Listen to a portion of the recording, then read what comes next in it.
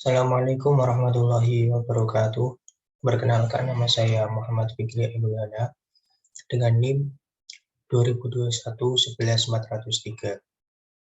Di video kali ini saya akan mencoba menerangkan dan menjawab beberapa pertanyaan dalam ujian akhir semester mata kuliah Bahasa Indonesia semester 2 ini.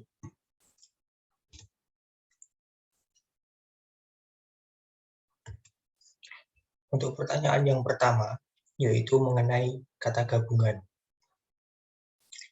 Kata gabungan atau yang biasa disebut dengan gabungan kata merupakan kata majmuk yang terdiri dari sejumlah kata yang digabungkan dan membentuk makna baru.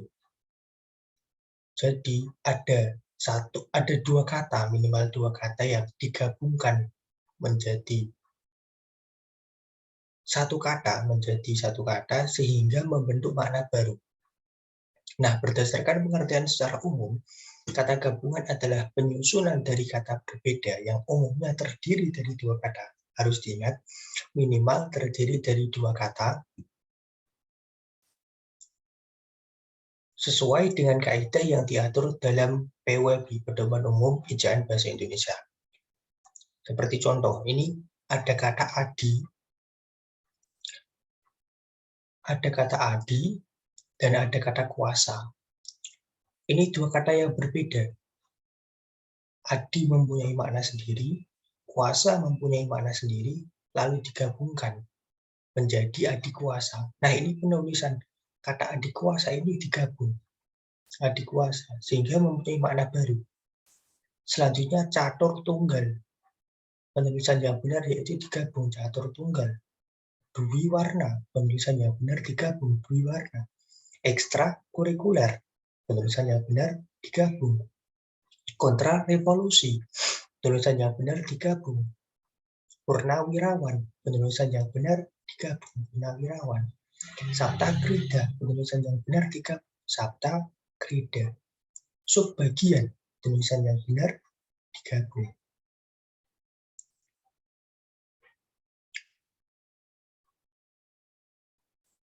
Selanjutnya,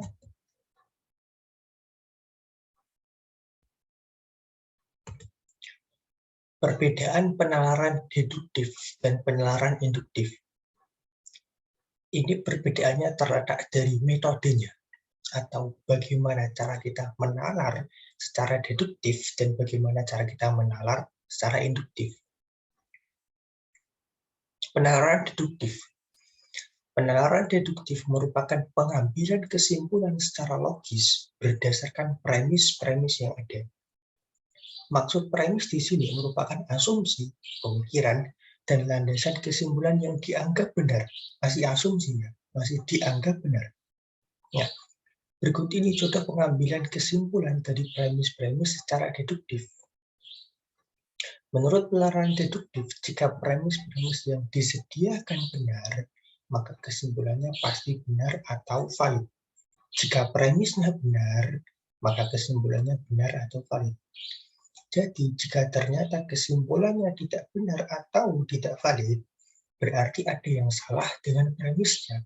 Yang harus dipertanyakan terlebih dahulu adalah premisnya. Apakah premisnya sudah valid? Apakah premisnya sudah benar? Contoh penalaran deduktif. Premis pertama, setiap hewan adalah makhluk hidup. Premis kedua, anjing adalah hewan. Maka, dari segi penalaran deduktif dapat diambil kesimpulan anjing adalah makhluk hidup. Penalaran induktif. Penalaran induktif mengambil kesimpulan dari premis-premis umum, bisa dari pengamatan, data, fakta, lalu kemudian mengambil kesimpulan yang bersifat spesifik atau hipotesis dari premis-premis yang global atau umum, lalu diambil kesimpulan secara spesifik, secara menjurus. Contoh, kamu mengamati bahwa udara di pantai Kartini panas. Udara di pantai Kartini panas. Pantai Kartini. Udara di pantai Losari panas. Udara di pantai Pandawa juga panas. Jadi dari ketiga pantai ini, premisnya menunjukkan bahwa udara di ketiga pantai ini yaitu panas. Sama, premisnya sama. Maka kamu menyimpulkan bahwa udara di pantai itu panas. Lalu merujuk kepada kesimpulan, bisa digambarkan dalam segitiga terbalik. Di ketiga pantai ini, udaranya panas. Lalu kita merujuk kesimpulan bahwa udara di pantai itu panas. Ini penalaran secara induktif. Nah, sebenarnya penalaran induktif ini bisa beberapa bentuk seperti generalisasi, analogi, dan hubungan kasual yang nanti akan lebih lanjut kita jawab dalam pertanyaan nomor 9. Kita lanjut dulu. Transkripsi dan transliterasi. Nah, transkripsi adalah pengalihan tuturan yang berwujud bunyi, ingat ya, yang berwujud bunyi ke dalam bentuk tulisan atau penulisan kata, kalimat, atau teks dengan menggunakan lambang-lambang bunyi. Nah, kenapa sih harus transkripsi? Kenapa sih harus transliterasi?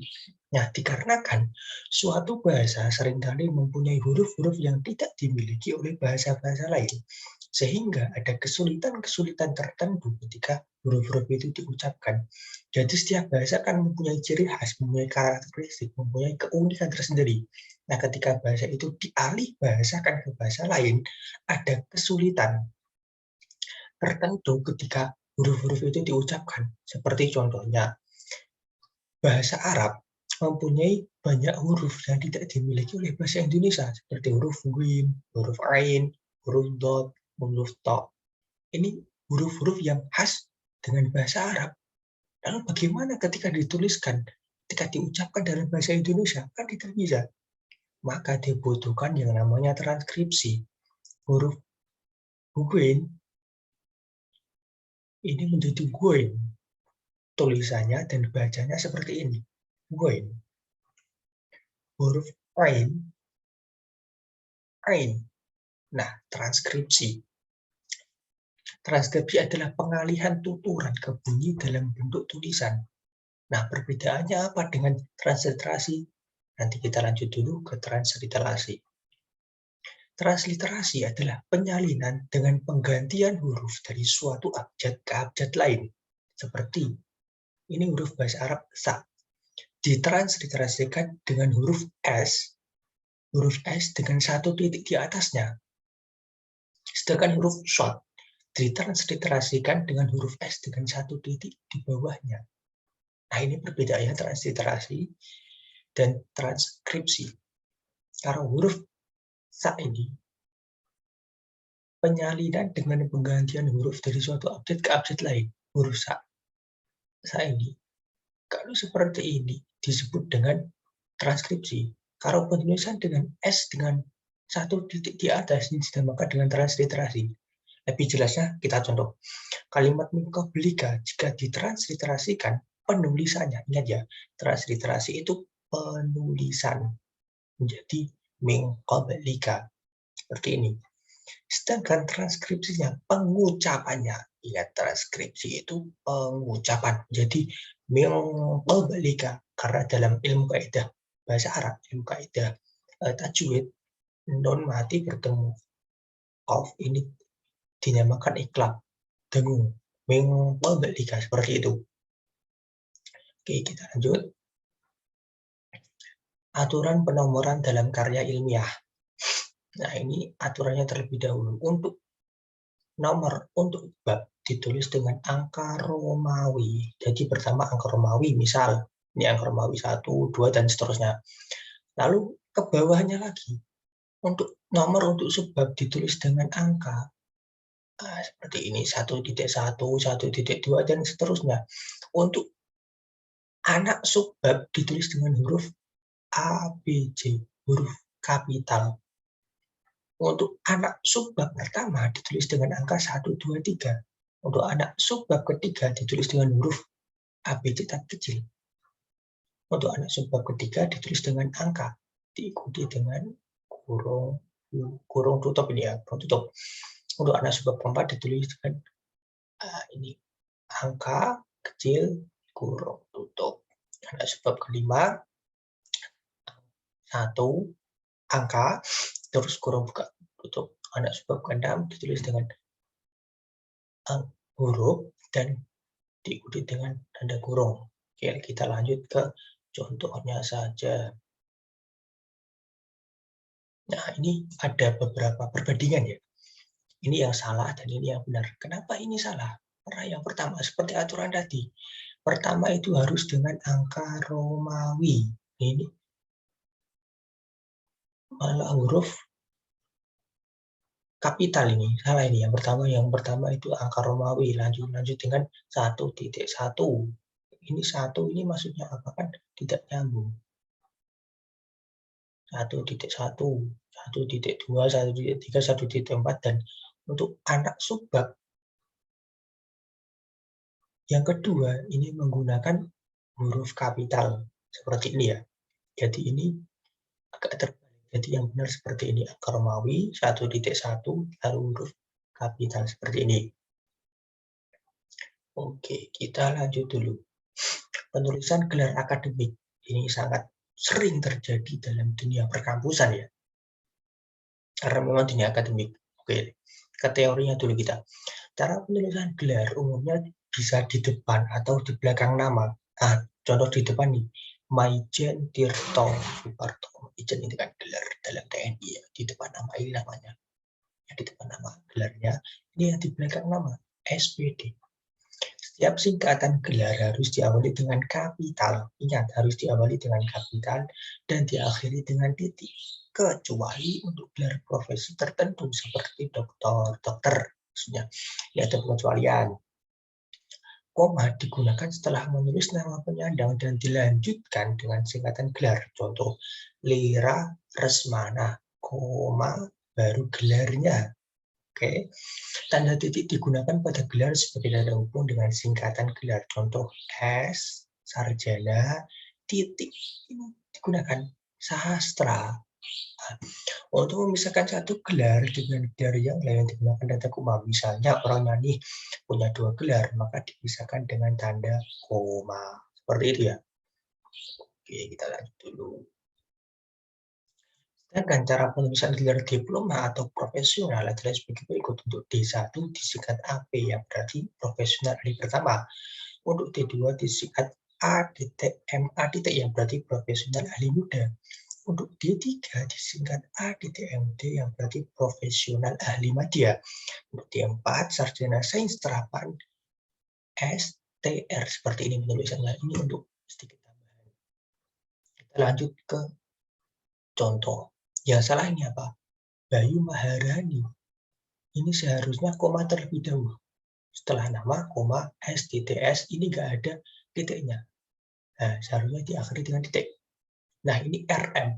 RM ini gelar kebangsawannya Jawa ya, Raden Mas. RM ini sudah benar. Pratama, koma sudah benar. M titik, ini belum ada titiknya, belum diakhiri dengan titik.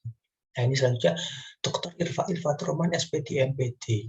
Ini sudah sangat terlihat ya kesalahannya. Dokter titik, dokter titik, Irfatur Rahman, koma, S besar, titik, PD, sarjana pendidikan, titik, lalu dipisah dengan koma karena mempunyai 2 gelar, M titik PD. Nah, diakhiri dengan titik. Nah, dokter titik, Dr. Andres titik, Muhammad Tanzun Mudin, koma, M titik PD titik, Prof titik, Dr. titik, Ahmad Ulinuha, koma, M titik PD titik, diakhiri dengan titik ya. Oke, kita lanjut. Penggunaan tanda elipsis, tanda siku, dan tanda kurung. Tanda elipsis, apa itu sih tanda elipsis? Tanda elipsis dipakai untuk menunjukkan bahwa dalam suatu kalimat atau kutipan ada bagian yang dihilangkan. Digunakan sebagai penunjuk bahwa dalam suatu kalimat atau suatu kutipan ada bagian yang dihilangkan. Misalnya, penyebab kemerosotan titik-titik ini ada bagian yang dihilangkan akan diteliti lebih lanjut. Dalam Undang-Undang Dasar 1945 disebutkan bahwa bahasa negara ialah titik-titik lain debu, lain ikannya. Catatan, tanda elipsis itu didahului dan diikuti dengan spasi. Tanda elipsis pada akhir kalimat diikuti oleh tanda titik jumlah titik 4 buah. Ini jumlah titiknya 4 buah ya. Di akhir kalimat. Didahului dan diikuti dengan spasi. Ini contoh. Oke. Lanjut. Tanda elipsis dipakai untuk menulis ujaran yang tidak selesai dalam dialog. Contohnya, menurut saya, titik-titik seperti titik-titik bagaimana Bu? Nah, jadi simpulannya titik-titik, oh sudah saatnya istirahat. Catatan, elipsis itu didahului dan diikuti dengan spasi. Elipsis pada akhir kalimat diikuti oleh tanda titik, jumlah titik 4 buah sama seperti tadi. Ini penggunaannya kedua dalam tanda elipsis. Selanjutnya, tanda kurung siku. Tanda kurung siku dipakai untuk mengapit huruf, kata, atau kelompok kata sebagai koreksi atau tambahan atas kesalahan atau kekurangan di dalam naskah asli yang ditulis orang lain. Misalnya, Sang Sapurba mendengar bunyi gemericik. Ini mungkin ada typo ya, D-nya kurang. Penggunaan bahasa dalam karya ini harus sesuai dengan ini ada kekurangan dalam tulisan kaidah bahasa Indonesia. Ulang tahun proklamasi kemerdekaan Indonesia ini belum ditulis asalnya. Republik Indonesia dirayakan secara hikmat. Selanjutnya penggunaan yang kedua, tanda kurung siku dipakai untuk mengapit keterangan dalam kalimat penjelas yang terdapat dalam tanda kurung. Misalnya nih, persamaan kedua proses itu perbedaannya dibicarakan di dalam bab 2. Nah, ini ada tambahan. Lihat halaman 35-38. Perlu dibentangkan di sini. Selanjutnya, penggunaan tanda siku yang ketiga. Tanda kurung yang ketiga. Tanda kurung dipakai untuk mengapit tambahan keterangan atau penjelas. Misalnya, dia memperpanjang surat izin mengemudi. SIM. Warga baru itu belum memiliki KTP. Kartu tanda penduduk ini sebagai penjelas ya, keterangan atau penjelas. Lokakarya, workshop, itu diadakan di mana itu. Selanjutnya, tanda kurung dipakai untuk mengapit keterangan atau penjelas yang bukan bagian utama kalimat. Misalnya, sajak Tranggono yang berjudul Ubud, nah ini dikasih keterangan, nama tempat yang terkenal di Bali, ditulis pada tahun 1962. Keterangan itu, lihat tabel 10, menunjukkan arus perkembangan baru pasar yang dalam negeri. Oke, kita lanjut. Tanda kurung dipakai untuk mengapit huruf atau kata yang keberadaannya di dalam teks dapat dimunculkan atau dihilangkan. Misalnya, dia berangkat ke kantor selalu menaiki bus Transjakarta. Ini bisa dihilangkan atau boleh dimunculkan. Menaiki bus Transjakarta. Karena sudah umum ya, Transjakarta itu bus. Sepak bola kenamaan itu berasal dari kota, ini ada tambahan, dimunculkan boleh, nggak dimunculkan juga nggak apa-apa. Padang, karena Padang sudah umum bahwa Padang merupakan kota, nama untuk kota. Oke, tanda kurung dipakai untuk mengapit huruf atau angka yang digunakan sebagai penanda perincian. Misalnya, faktor produksi menyangkut apa aja nih? Bahan baku, biaya produksi, dan tenaga kerja. Nah, ini untuk mengapit huruf atau angka yang digunakan sebagai penanda perincian. Nah, ini contohnya. Yang kedua, dia harus melengkapi berkas lamarannya dengan melampirkan. Melampirkan apa aja? Ini contoh yang angka. 1, 2, 3. Mengapit huruf atau angka yang digunakan sebagai penanda perincian. Oke, kita lanjut. Penalaran induktif. Ini agak lebih dalam kalau ini. Dibagi menjadi 3. Yang pertama, generalisasi. Apa itu generalisasi dalam penalaran induktif sih? Generalisasi merupakan pola pengembangan sebuah paragraf yang dibentuk melalui penarikan sebuah gagasan. Penarikan sebuah gagasan atau simpulan umum berdasarkan perihal atau kejadian. Contoh, 2 anak kecil ditemukan tewas di pinggir jalan Jenderal Sudirman. Seminggu kemudian, seorang anak wanita hilang ketika pulang dari sekolah. Sehari kemudian, polisi menemukan bercak-bercak darah di kursi belakang mobil Anwar. Polisi juga menemukan potret dua orang anak yang tewas di Jalan Jenderal Sudirman dalam kantung celana Anwar. Dengan demikian, Anwar adalah orang yang dapat dimintai pertanggungjawaban tentang hilangnya tiga anak itu. Simpulan generalisasi tersebut diraih dengan memberikan pernyataan yang bersifat khusus untuk mendapatkan simpulan yang bersifat umum. Ini ada tanda khusus dua anak kecil ditemukan tewas. Terus selanjutnya, seorang anak wanita hilang ketika pulang sekolah. Sehari kemudian polisi menemukan bercak-bercak darah di kursi belakang mobil Anwar. Polisi juga menemukan potret dua orang anak yang tewas di Jalan Jenderal Sudirman dalam kantung celana Anwar. Nah, ini ada 1, 2, 3, 4. Ada 4 tanda-tanda khusus yang merujuk ke satu hal. Memberikan pernyataan yang bersifat khusus untuk mendapatkan simpulan yang bersifat umum. Ini 4 hal ini khusus. Lalu siapa pelakunya? Nah, dapat diketahui bahwa pikiran utama atau kesimpulan paragraf tersebut didalili dengan kata dengan demikian. Ini kira generalisasi ya. Dengan demikian, setelah dijelaskan secara mendetail, lalu diakhiri kesimpulan. Dengan demikian, ini ciri khas generalisasi. Secara lengkap adalah dengan demikian, Anwar adalah orang yang dapat dimintai pertanggungjawaban tentang hilangnya tiga anak itu. Lalu merujuk kepada Anwar. Dari hal yang khusus, yaitu tanda-tanda tadi, merujuk kepada satu hal. Yaitu Anwar dapat dimintai pertanggungjawaban. Oke, selanjutnya analogi. Apa sih analogi itu? Analogi merupakan perbandingan dua hal yang berbeda. Jadi ada dua hal yang berbeda, tetapi masih memperlihatkan kesamaan segi atau fungsi dari kedua hal yang dibandingkan. Dua hal yang dibandingkan tersebut berbeda, tetapi memiliki banyak persamaan. Berdasarkan banyak kesamaan tersebut, tidak adalah suatu yang sebenarnya. Jadi ada dua hal yang berbeda, meskipun berbeda, tapi ada kesamaan. Lalu ditarik sebuah kesimpulan. Contoh, seseorang yang menuntut ilmu sama halnya dengan mendaki gunung.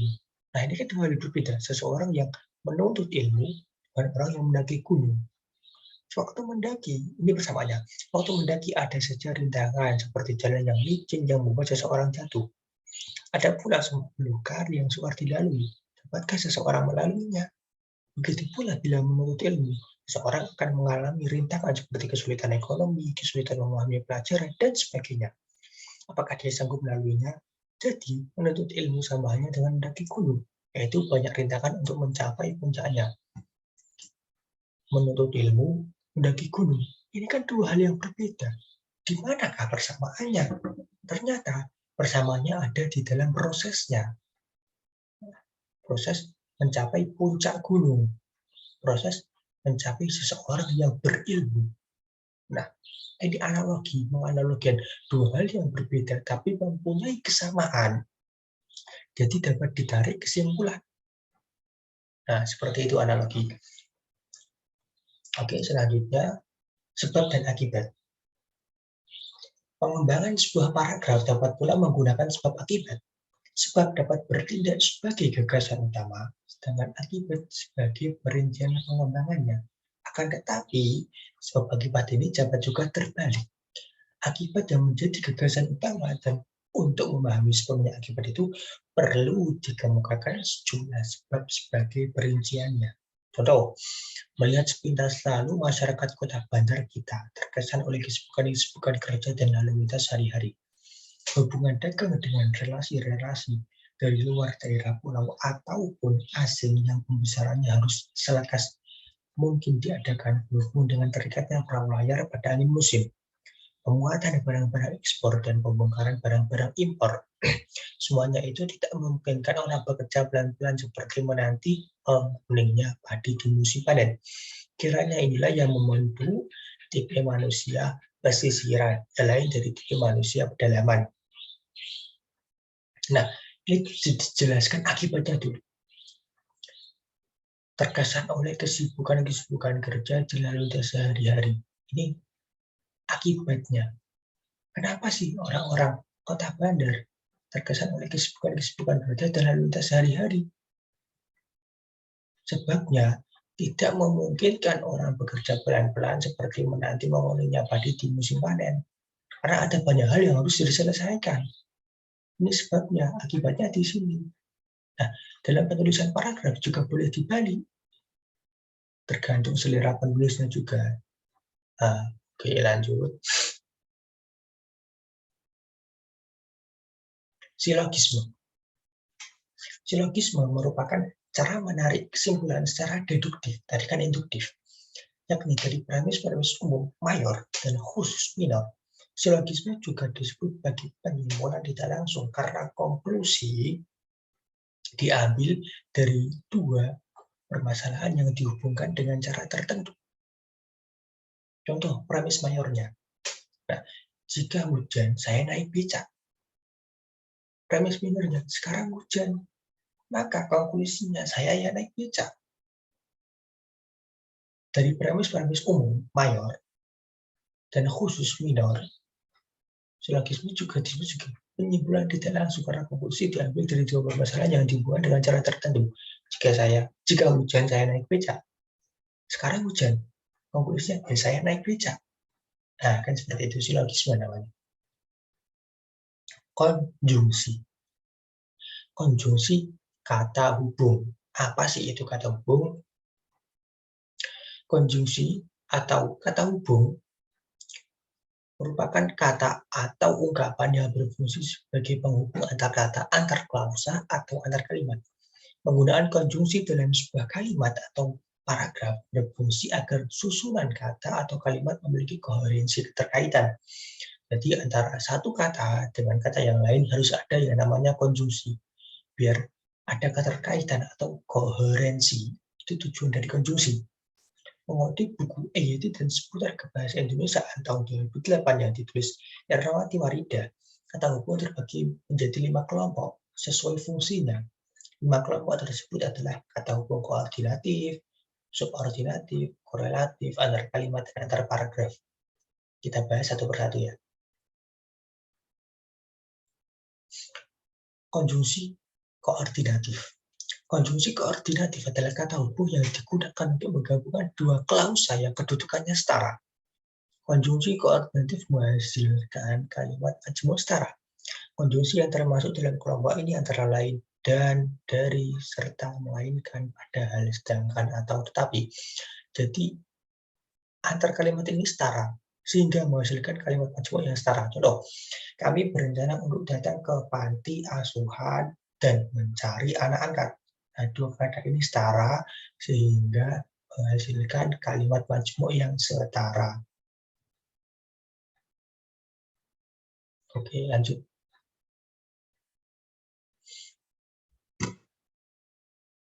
Konjungsi subordinatif. Apa itu? Konjungsi subordinatif merupakan kata penghubung untuk menggabungkan dua klausa atau lebih yang memiliki hubungan bertingkat. Jadi hubungannya bertingkat. Konjungsi koordinatif menghasilkan kalimat majmuk bertingkat. Kata hubung yang termasuk dalam kelompok ini antara lain sesudah, sehabis, sejak, ketika, tatkala, sementara, sambil, dan seraya. Ini hubungan waktu, hubungan syarat, hubungan pengandaian, hubungan tujuan, hubungan konsesif, hubungan kemiripan, hubungan penyebabkan, hubungan penjelasan, hubungan cara. Intinya dalam konjungsi subordinatif ini hubungannya bertingkat. Contohnya, pandemi akan teratasi asalkan vaksinasi telah terselesaikan. Jadi hubungannya dalam konjungsi subordinatif ini bertingkat. Pandemi akan teratasi asalkan, ini pengandaiannya. Jadi pandemi akan teratasi asalkan di sini vaksinasi telah terselesaikan. Ketika vaksinasi telah terselesaikan, maka pandemi akan teratasi. Nah, seperti itu.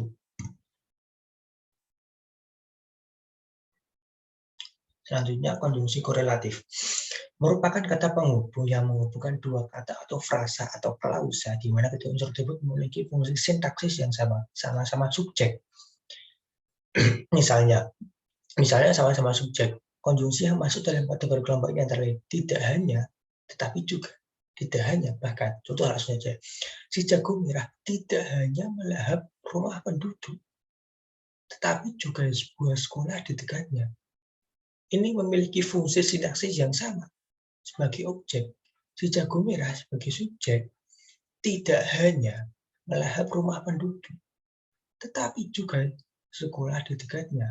Dinamakan korelasi, korelatif, konjungsi korelatif, memiliki fungsi sintaksis yang sama. Seperti itu. Oke, lanjut. Konjungsi antar kalimat. Konjungsi juga dibagi dalam kelompok berdasarkan satuan bahasa tempat konjungsi digunakan. Konjungsi untuk menggabungkan dua kalimat berbeda dengan konjungsi untuk menggabungkan dua paragraf. Kata hubung yang termasuk dalam kelompok konjungsi antar kalimat antara lain biarpun begitu, sekalipun demikian, lagi pula, akan tetapi. Contoh, Bapak meninggal semalam. Sebelum itu, Ibu dahulu meninggal. Ini konjungsi dinamakan konjungsi antar kalimat. Bapak meninggal semalam. Nah, sebelum itu, konjungsinya apa?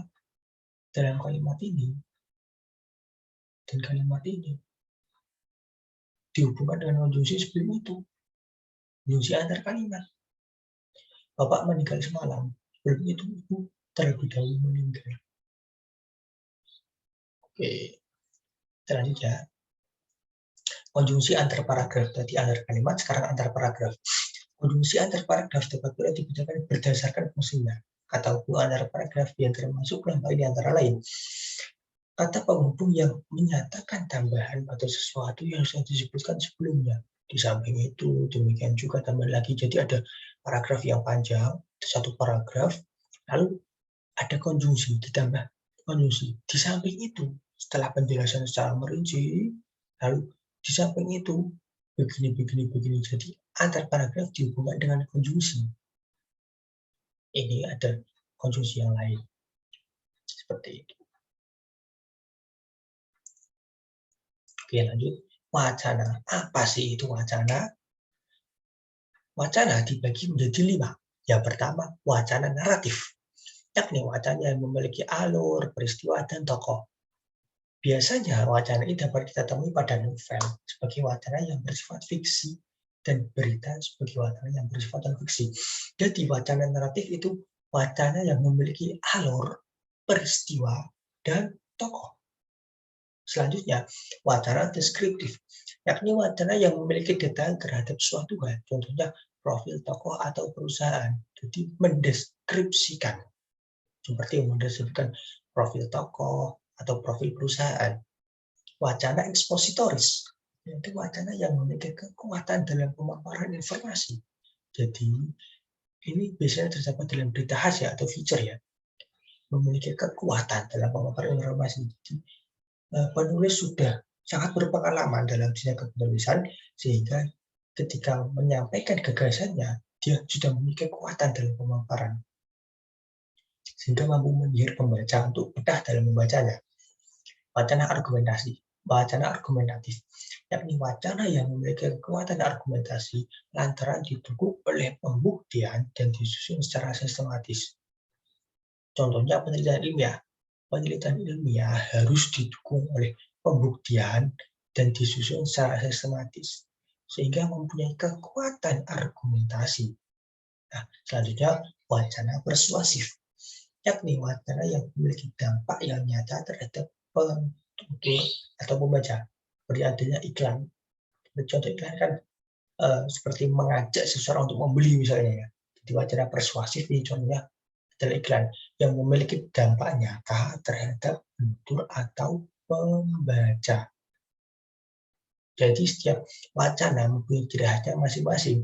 Wacana naratif syaratnya harus ada alur, peristiwa dan tokoh. Wacana deskriptif memiliki yang detail terhadap suatu hal. Wacana ekspositoris wacana yang memiliki kekuatan dalam pemaparan. Wacana argumentatif memiliki kekuatan argumentasi. Wacana persuasif memiliki dampak nyata terhadap penutur atau pembaca.